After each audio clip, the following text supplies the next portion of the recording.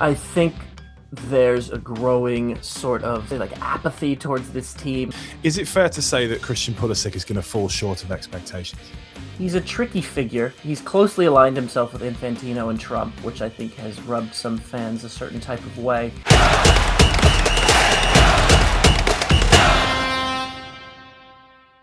Welcome, everybody, to Make Football Great Again, your definitive 48-nation roadmap to the 2026 World Cup. I'm Harry Brent, and over the coming weeks and months, we're profiling every single nation heading to the tournament this summer to find out more, not just about the teams, but about the countries, cultures, and fans involved as well. And hopefully, we'll uncover a few little stories and secrets along the way too. Today, we're covering the United States of America, co-hosts, of course, of the 2026 tournament. And speaking of hosts, to help us get our feet under the table, we're joined by All Out Soccer podcast hosts Jeremy Goldstein and Joe McBride, our podcast cousins from across the pond. Gents, thank you so much for being here. How's it all going? Yeah, it's going well, thank you. It's nice being joined by another Brit on the podcast. I usually feel like a villain doing the US stuff over there with Jeremy because our views sometimes clash. But no, really, really good. Thank you. Thanks for having us on. And Joe's views are nothing without my American accent to give him more validity to his takes. Yeah, so other than plugging your podcast, hopefully that's the last reference we have to soccer. I'll just say that much. So in a second, we're gonna learn all about the USA, the team, and what we can expect from them at the tournament this summer. But before we get officially cracking, I just want to kick off with a segment I like to call One Truth and One Lie. So what I'm going to do, gents, is I'm going to present two seemingly crazy facts about the USA national team. One of those facts is 100% true. The other one is completely made up. So I'll read them back to back, and then you guys let me know which you think is the true fact. So fact number one. In the 1970s, the North American Soccer League trialed a quarterback substitution, which meant once per half, a team could sub on a specialized kicking player just for a free kick or a corner or something. Fact number two. During a World Cup match, a member of the USA's medical staff ran onto the pitch to treat an injured player, but he ended up tripping, dropping his medical bag, and smashing a bottle of chloroform. The fumes from the bottle of chloroform were so strong that he knocked himself out completely unconscious and had to be carried off by the very player he ran on to treat. So, which do you think is the true fact? Was there a trial for a quarterback substitution, or did a member of the USA's medical team knock himself out with a bottle of chloroform? What do we think? I think the quarterback one is so unquestionably American that you're saying it to almost mock American footballing culture that I don't think it's true. I'm going to go number two is the true. Number one is the lie. What about you, Joe? Yeah, I feel like we'd have heard about the medical incident. I haven't, but that's also just totally something that could happen. I feel like the quarterback thing is something that maybe has been talked about, maybe ironically, but semi-seriously, but I can't imagine that's true. So you're going for both? Both are untrue. Well, I'm saying the medical stuff want to be the truth. The medical stuff. Well, I can tell you, Joe is absolutely right on the money. This, I have to say, so this, for a start, has happened in the 1930 World Cup during the semi-final, no less, between the USA and Argentina. And I must say, we do this for every podcast we introduce with this one truth, one lie, and the facts are quite crazy. This is hands down the funniest one that we've done. I couldn't believe when this was true. I was like, I have to. This better be like no mistakes in this, because that was just unbelievable. His name was Jack Cole, for what it's worth. Poor old Jack Cole. That's his reputation on the international stage for the rest of time. So. USA, hosts of the 1994 World Cup, as we mentioned, a tournament where Brazil were crowned champions after beating Italy on penalties in the final, and where Diana Ross showed the world how to take a penalty, or not to take a penalty is a bit more accurate. They finished third at the very first World Cup in 1930, as we've kind of alluded to there, but have only made it beyond the round of 16 stage once in the 96 years since. That happened in 2002 in Japan and South Korea, where they were knocked out by Germany in the quarterfinals. The USA have also faced England 3 times at the tournament, all in the group stage. Once in 1950, where they infamously from our standpoint, famously from the USA standpoint, clinched a 1-0 win over England. Again in 2010, where Rob Green's gaff gifted Clint Dempsey an equaliser, and in 2022, an incredibly boring 0-0 for that third game there. America undefeated against England in World Cup football. Fancy that. This summit, they're in Group D alongside Paraguay, Australia, and Turkey. And with Mauricio Pochettino at the helm, of course, they'll be hoping to reach the knockout rounds for the fourth successive time. But before we talk about the 2026 World Cup, I just want to move on to a segment we call the travel log. So in this section, gents, we'll just find out a little bit more about the country culture, the history behind the team, and, you know, generally what we can, you know, how things are shaping up on the ground with you guys out there. So kick us off. We'll start with you, Jeremy. Who is the USA's footballing GOAT? You know, his club career may not have been the most decorated in terms of European silverware, but in terms of American soccer, it has to be Landon Donovan, the most decorated domestic player of all time. If you look at his MLS record, you know, he had his little stints in Europe. He was at Everton for a bit. He was at Bayern Munich earlier in his career. But his performances for the U.S. men's national team, particularly if you look at those World Cup ones, go back to 2002, his coming out party, I think he's the USA's GOAT. An all-time co-leading top scorer with the man Joe might name as his number one, who I think Joe's going to say, but I'm not quite certain. Yeah, well, it's between Donovan and Clint Dempsey, isn't it, realistically? I think they're tied on 57 goals for their country. But I also would say Donovan, even though he hasn't done it in Europe, I just think what he means to America, like 6 MLS Cups, and he just kind of redefined that era and is still seen as a hero, even though he's controversial in his pundit career now, but it's definitely Donovan. Just sticking with you, Joe. What is the USA's most celebrated football result, soccer result? I think it has to be that round of 16 win that you spoke about in 2002. They beat Mexico 2-0, their biggest rivals on this international stage. Obviously, in the modern era, it's the only time they've reached the quarterfinals. They'll be looking to do that this year. But I think just because of the team they played and the stage they reached, it has to be that one, at least in modern history. Would you second that, Jeremy? I want to second that, but I'm going to be contrarian and say the Go USA goal. That's 2010 Landon Donovan against Algeria to clinch US's spot in the round of 16 of that year's World Cup.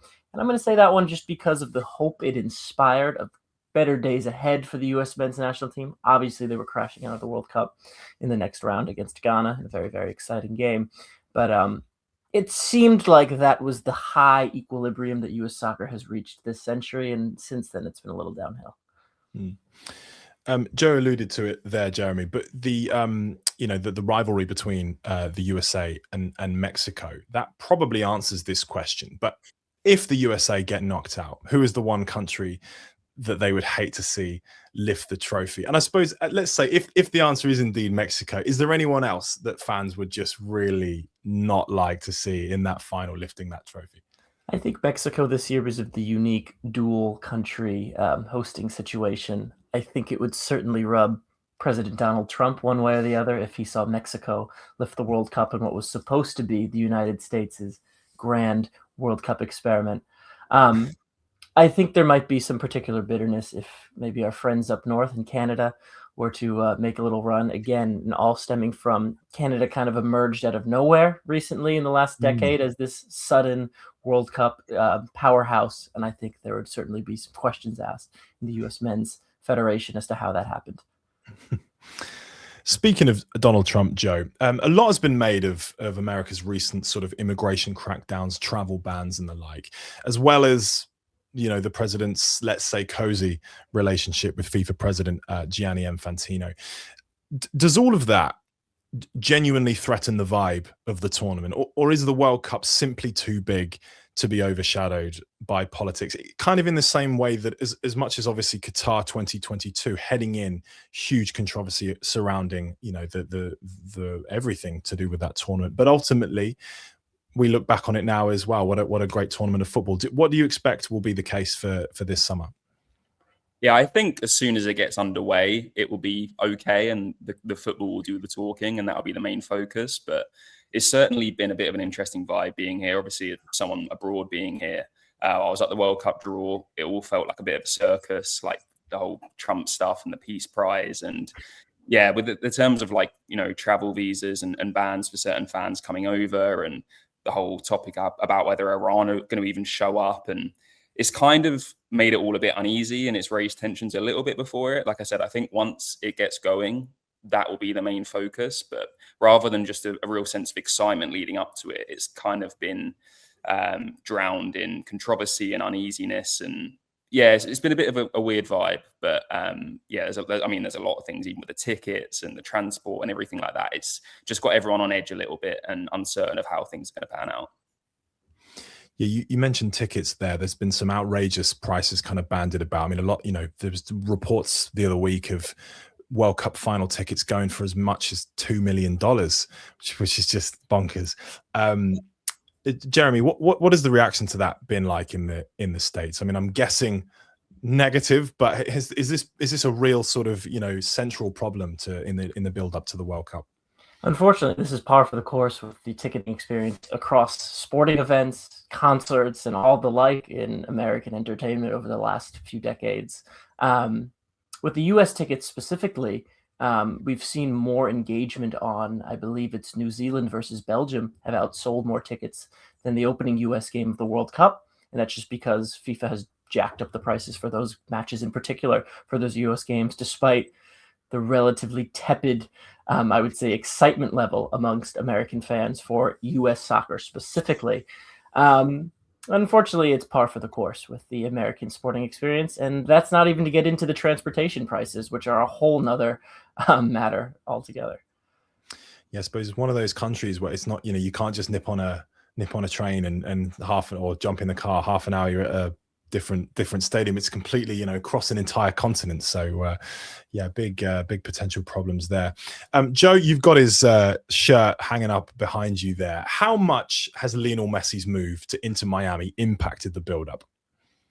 Massively. It's got football. It still isn't massive here. It's getting there. It's been a slow process. I'm investing for a long time. But when he arrived in 2023, everyone wanted to see him play. The ticket prices for that alone, just for any Inter Miami game, went through the roof. It was, it's got people talking about it more. It's got more eyes on it.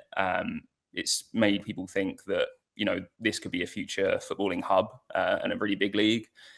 We've seen the value of all of the MLS clubs absolutely skyrocket since he came in. It's been a massive boom, and it's been a needed shift that MLS needed. And obviously, as a, follow on from that, it's got people talking about football. They're coming here. The whole world is coming here.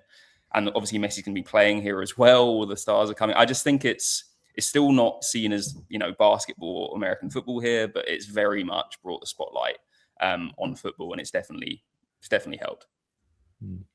Yeah, Jeremy, you've got David Beckham's shirt there behind you, another kind of icon at one point of the MLS.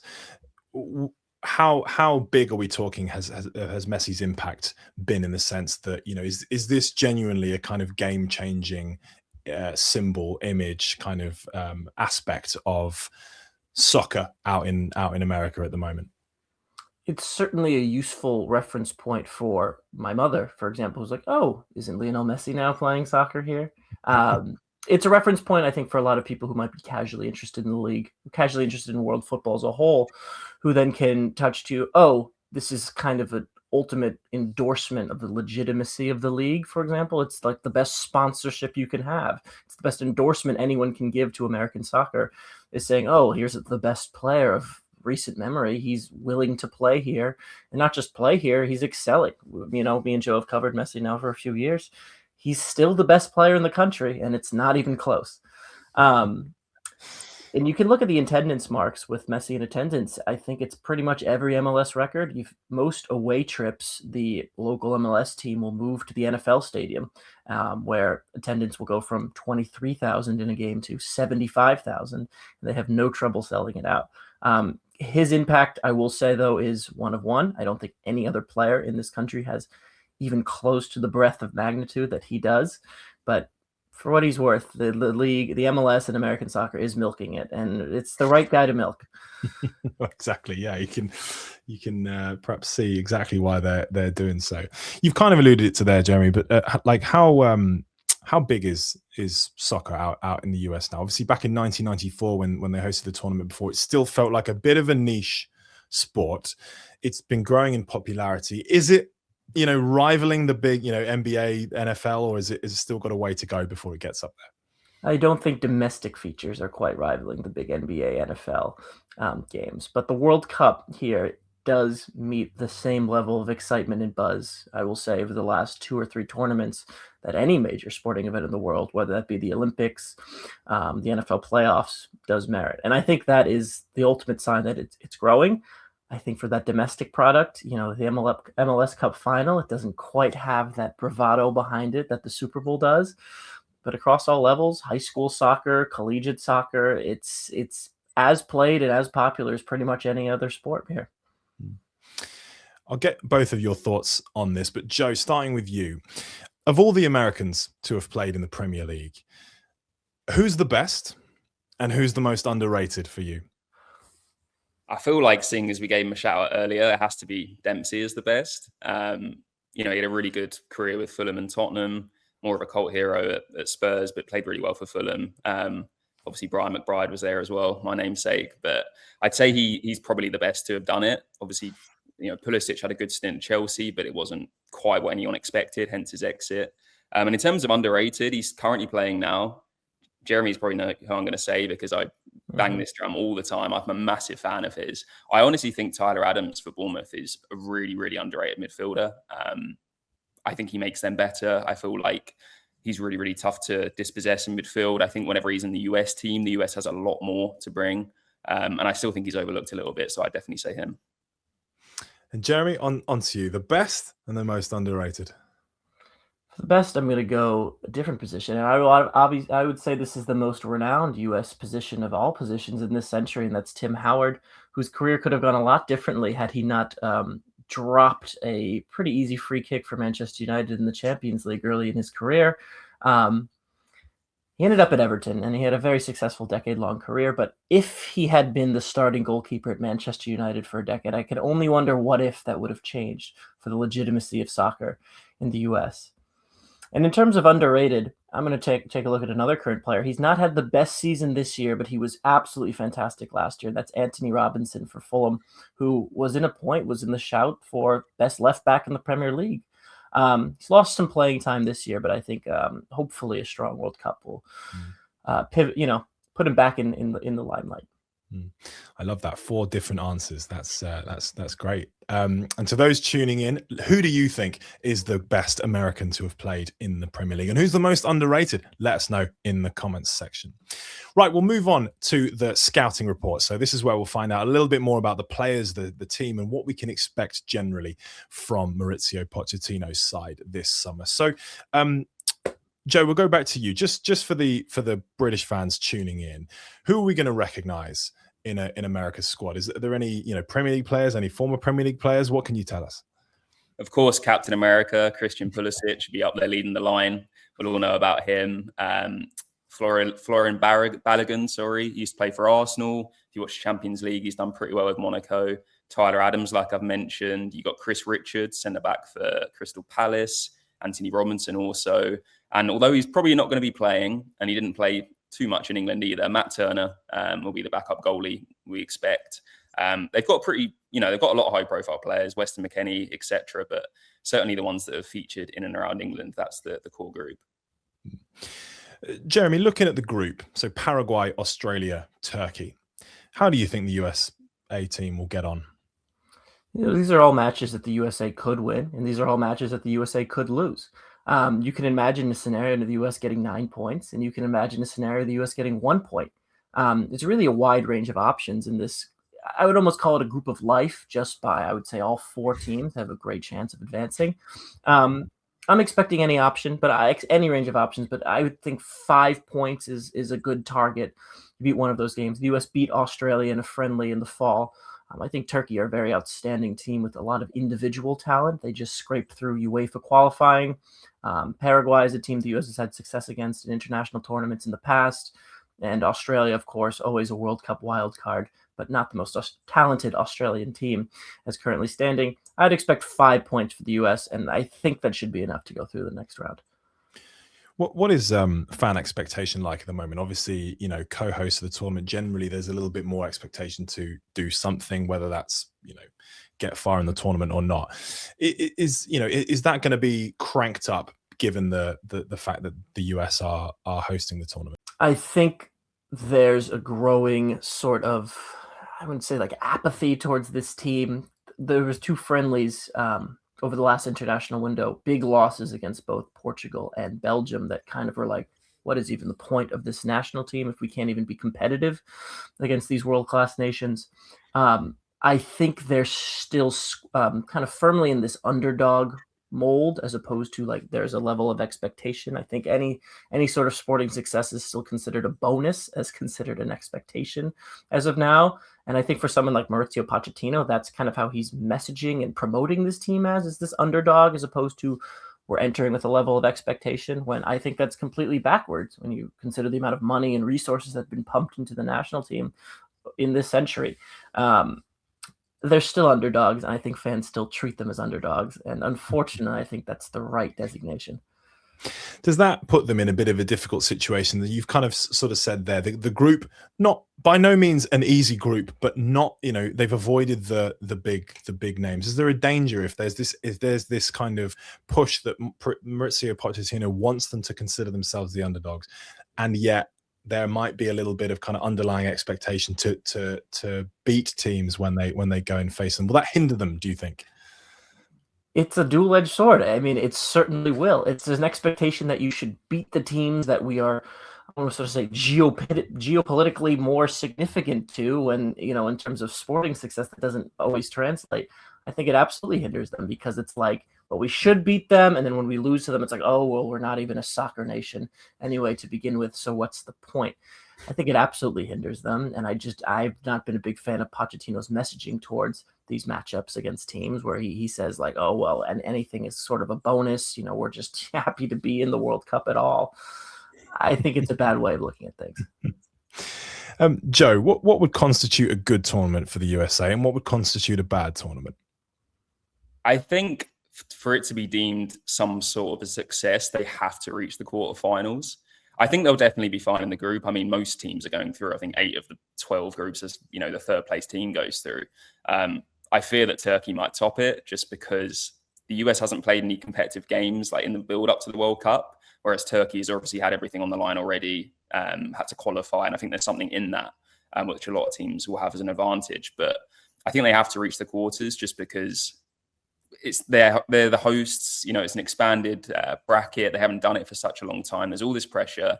It's going to be difficult, but I think anything under than that will just be seen as a massive, underwhelming disappointment. And I do fear that, I feel like the US has to advance for the energy to remain in this nation. Obviously, the whole country is going to be behind them, but without being too disrespectful, it's very much like, in terms of sports, it's very much a bandwagon nation. So I just feel like the moment the US goes out, the vibe will just drop significantly. And, you know, people will still be paying interest that are interested in football. But other than that, it might be the fans still here from other nations and the communities around that are keeping it going. But yeah, I feel like they have to reach the quarters. Otherwise, it's going to be a massive failure. Yeah, that often is the case, isn't it? That when the hosts go out of a tournament, it does take something out of the tournament, even for, you know, neutrals and rival fans. There is just something nice about having the host stay in there for as long as possible. Just sticking with you, Joe, who is the USA's talisman? It has to be Pulisic. He's the most kind of recognized one. He's the face of them, Captain America, as they say over here, or the LeBron James of soccer, which we've heard before. But he's not playing great at the moment. He had a really good start at Milan. He hasn't scored this calendar year. He hasn't scored for the US since 2024. He controversially missed the Gold Cup last year. He said he needed some time off to, you know, relax and refresh. Didn't go down too well. But he is still the guy, and he still is the one that they're going to need to turn to have a successful World Cup. But other than him, a guy called Weston McKennie has come out of absolutely nowhere. You know, he's a good player. He's obviously been around. He's been at Leeds in the Premier League too, and he's been at Juventus. But this season, he's really kicked on, and he's kind of flourishing into this main player now. Jeremy, is it between McKennie and Pulisic? Is that who USA are going to be looking to this summer to lead them to glory in whatever shape glory may take? I don't think it's between the two of them. I think it's Weston McKennie at this point. He's been the ultimate kind of Swiss Army knife at Juventus over the last, it's now been about 6 seasons, where he's asked to play wing back, central midfield. He's moonlighted as a number 9 at some points this year during Juventus's injury crisis. He's an absolute all-action player who is also I must say, a top assister and creative player who approaches double-digit assists every single season. I'm going to have to push back on Joe's claim that he came out of nowhere. In the U.S. sporting ranks, he was always considered a major prospect. He can sometimes look a little uncoordinated and goofy on the ball, and I think that's what some his detractors will hold against him. But this is a player who is in just much more consistent than Christian Pulisic, and I expect him to put in consistently strong performances where Pulisic will have the standout game here and there and look flashy, but will not deliver across a tournament. McKennie will. Sticking with you, Jeremy, you sort of touched on it there, but for a long time, I mean, Pulisic, as we've mentioned already, known as Captain America, but he had this kind of golden boy tag for several years. Now, lots of people, who don't know too much about the USA team would have assumed, okay, well, this has got to be his tournament, right? But it is, from what you're saying there, the fact that you're looking at Weston McKennie as the guy who the USA are going to look to. Is it fair to say that Christian Pulisic is going to fall short of expectations? It is, and he's under a tremendous amount of pressure because this 2026 World Cup was anointed as his tournament like 8 or 9 years ago when he was a young player coming through, and he was 18 or 19 years old. And it's like, okay, we can look at this 2026 World Cup as he will be in the prime of his career. He'll ideally have had a successful club career across Europe, and now he will be already an international face, perhaps even on the level of a Messi or Ronaldo, and it will be his tournament. Now, it hasn't quite happened for Christian Pulisic in the years since. I mean, he's had a tremendous amount of success. You could argue during the 2021 Champions League, he was, I think, Chelsea's perhaps best attacking player in that run to the final.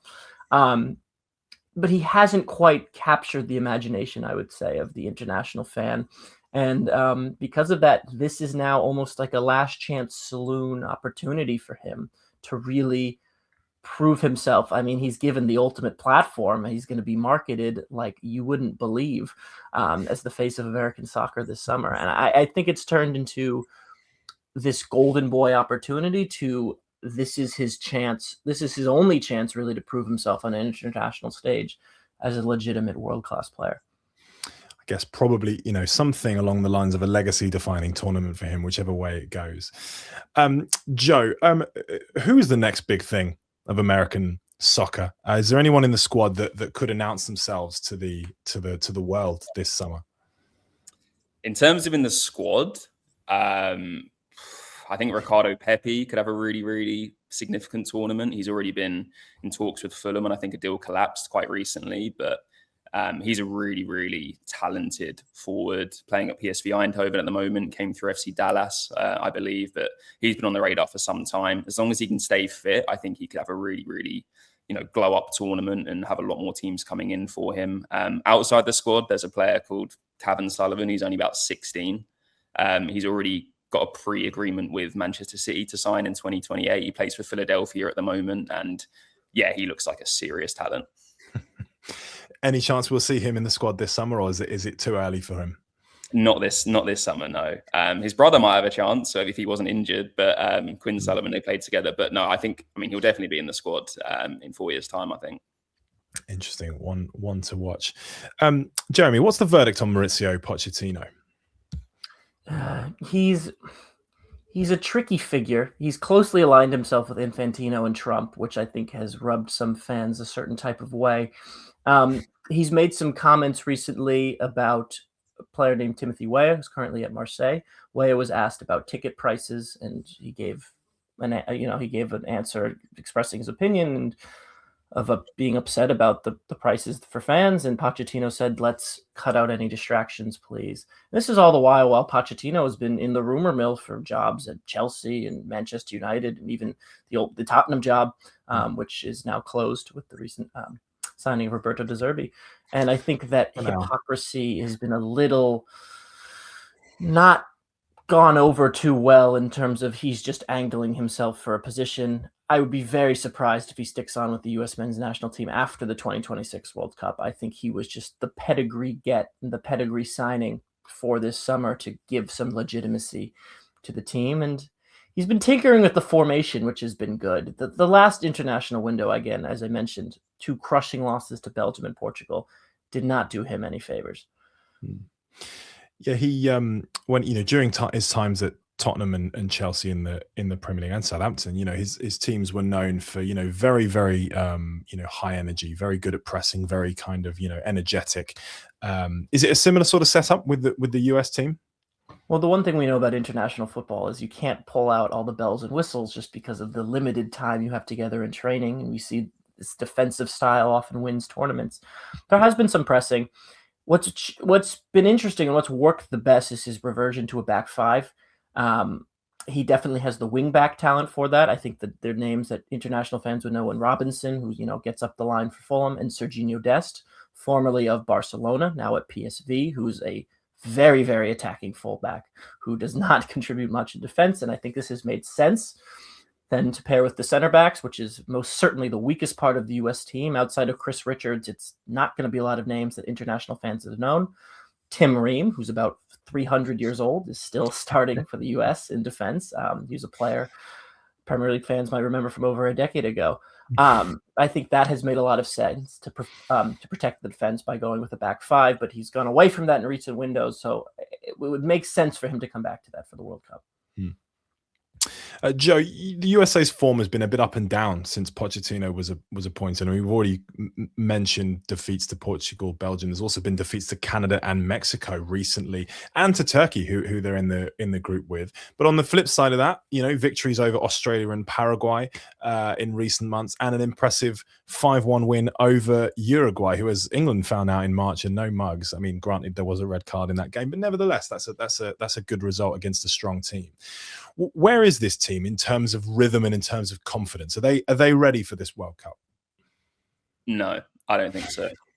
I think, like I said, I think there's really something in qualifying, and the fact they've been playing friendlies takes the edge off, but they've just been too inconsistent. They haven't got that rhythm going. Just when you think Pochettino in the US has found it, they seem to then take a step back in the next camp.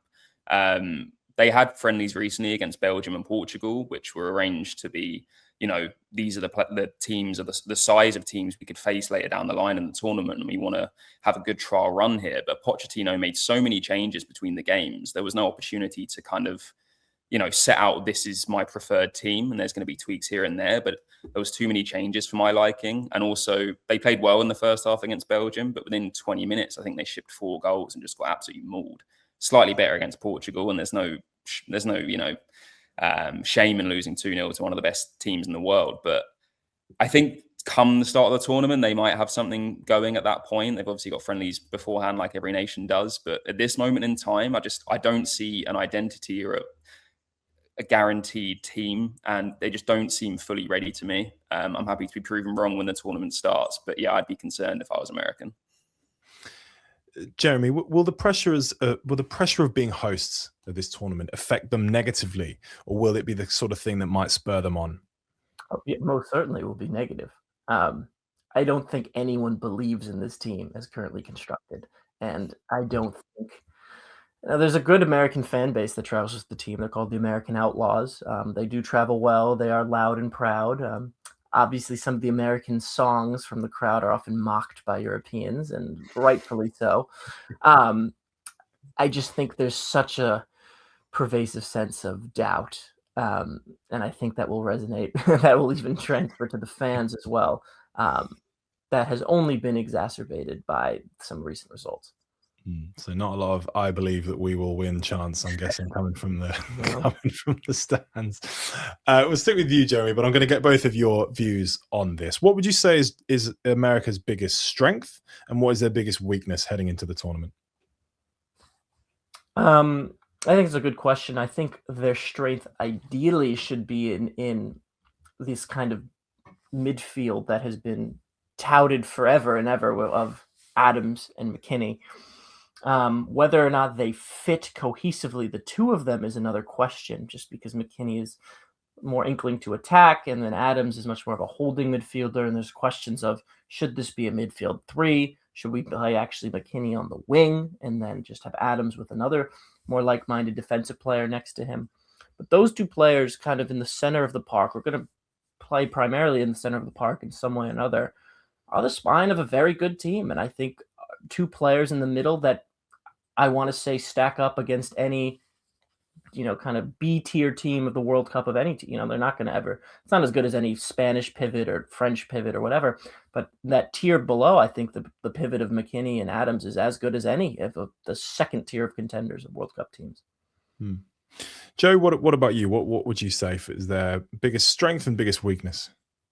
I'd say strength would be versatility. Jeremy said earlier about the Swiss Army knife with McKennie. They've got a number of players that can play in various different positions. So depending on how games are going and Pochettino can make that tactical tweak, there's a lot of people that are in that squad that are able to make those changes. I'd say they're also very high intensity at times in games. I think in terms of a weakness is when they do have that 10, 20 minutes where they're really dominating, they do lack a bit of that clinical finish sometimes. And I also think a lack of depth could be an issue. Adams has been injury prone and there's been issues at the back. And rather than, we've got, this guy that's ready to step up, there's kind of that question mark over who really fits the bill. So yeah, I think the lack of depth could be an issue heading into the World Cup. But if they have a fully fit squad, then yeah, they're not looking too bad. You get to turn one England player American for the World Cup. Who are you picking and why? Joe, we'll start with you. Wow. I mean, I've said about my love for Adams, but I think we're pretty stacked in midfield. Do you know what a player I actually would take? Because I'd take him at Liverpool as well. Is Anthony Robinson, maybe. I feel like that left-back role, he played quite well there, especially crossing into Harry Kane. It's a bit of a rogue shout, but I feel like our defence, we're not too sure who's going to start there, whether it's Luke Shaw or Lewis Hall or someone else coming in. So I'd probably take Robinson. And Jeremy, I'll get your opinion for the reverse of that. What England player would you take in America's and the USA starting lineup? I could make this give a complicated answer, but it is Harry Kane. I will say this question would have been even more of a slam dunk a few months ago. Flo Balogun has really excelled in recent months. I think he had about 8-8 at one point across the Champions League and domestic football. But Harry Kane is a candidate for the Ballon d'Or this season.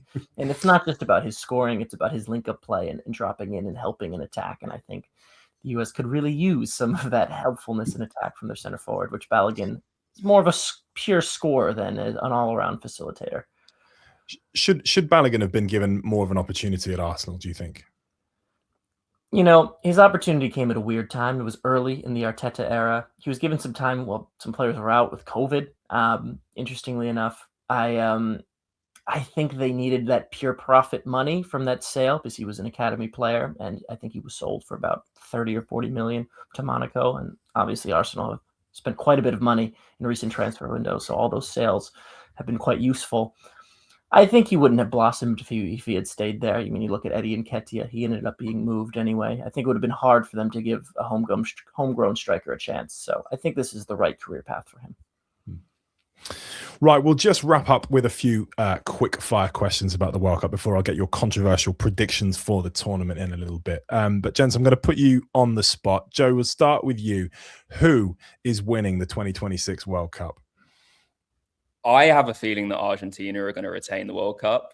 I feel like they're not being considered by a lot of people. And yes, they're an aging team, but if Cristiano Romero can be back fit, he's either going to have the tournament of his life or he's going to lose his head after an emotional year at Spurs. But I just think up top with, Julian Alvarez, Lautaro, obviously Lionel Messi, Enzo in the midfield, I just think they have so much talent and they'll be used to the hot conditions too.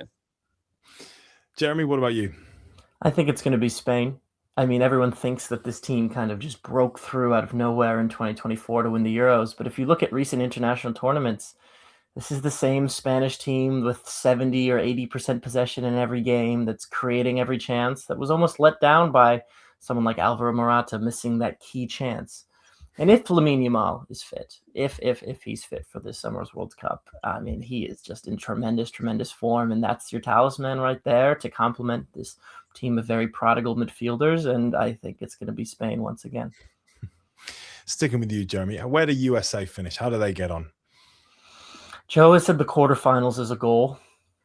I think That's a little bit of in this expanded World Cup where you could end up in a round of 32 matchup against a powerhouse, or you can get two easy matchups against international teams without much pedigree. It's such a roll of the dice. All of this, I would say, a competitive round of 16 loss is where I see it. Last World Cup, they kind of were blown out by the Dutch side in the round of the Netherlands in the round of 16. I would like to see a competitive round of 16 loss, kind of a la, if you remember, that 2014 round of 16 loss to Belgium, where Tim Howard had maybe the best game a goalkeeper has ever had, and the U.S. almost won in extra time. But that's the target, is a competitive round of 16 loss that you can kind of hold your chin up against a major nation. Joe, what about you? How do America get on? Yeah, I mean, obviously, because the tournament expanding, there's a round of 32 now as well. So I think round of 16 is probably where I imagine them to. I think they'll have enough to get through that first knockout game, and they'll definitely go through the group. But at that point, who knows who they could face? It could be a pretty serious contender. So yeah, I'd say round of 16 loss as well. Whether it's competitive or not, we'll see. And Joe, sticking with you, who's winning the golden ball, so the best player at the tournament? Now, in your hypothetical, Argentina are winning the tournament, so maybe an Argentinian player, maybe not. I don't want to put words in your mouth. No, if I'm going Argentina, it's going to have to be Lionel Messi. He's still going to be at the forefront of everything they do. And obviously, it's Messi, so he's probably got a bit more of an edge over other players. And Jeremy?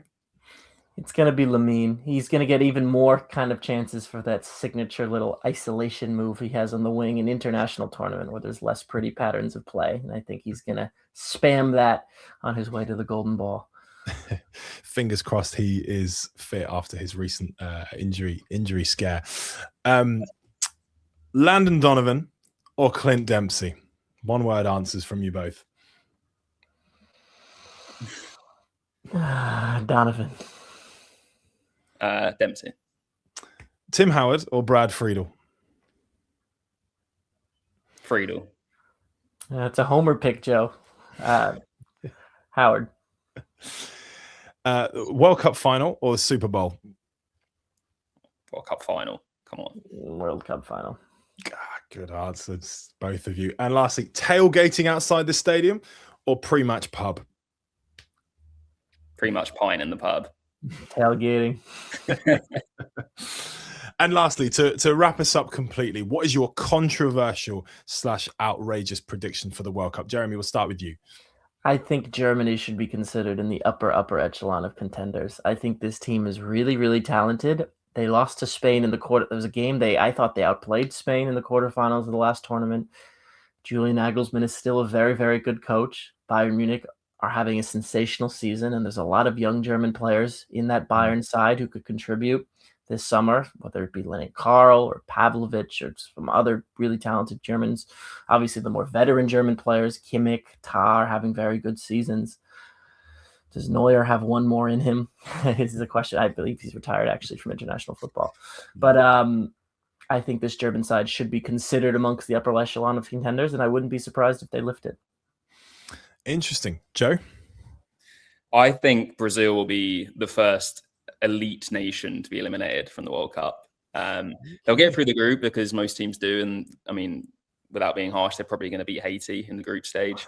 But they've got a lot of injuries. Eder Militao is ruled out. Rodrigo is going to be out. Esteval, if he would have played or not, is also not going to be there. There's concerns over a few other players. And yes, they have Vinny and Rafinha, etc., but they don't have a recognised number 9. Neymar isn't what he was, and he won't be there, and they lack that kind of talisman to drag them through games sometimes. And I just don't see them having a good tournament, to be honest. They had a bad qualifying run as well. And yeah, I think maybe the first knockout round they'll be gone. Great. Yeah, well, two really interesting shouts. We'll keep an eye on both of those for sure. Jeremy, Joe, thank you so much for joining us. I really appreciate you both giving us the time. And, good luck with everything to do with All Out Soccer leading up to the tournament. I'm sure you guys will have a blast out there once the tournament begins. And that does it for our USA preview. Let us know in the comments how you think the co-hosts will get on this summer. And join us next time for more stories, insights, and deep dives as our global scouting mission continues as we count down the days to the 2026 World Cup. Until next time, keep making football great again.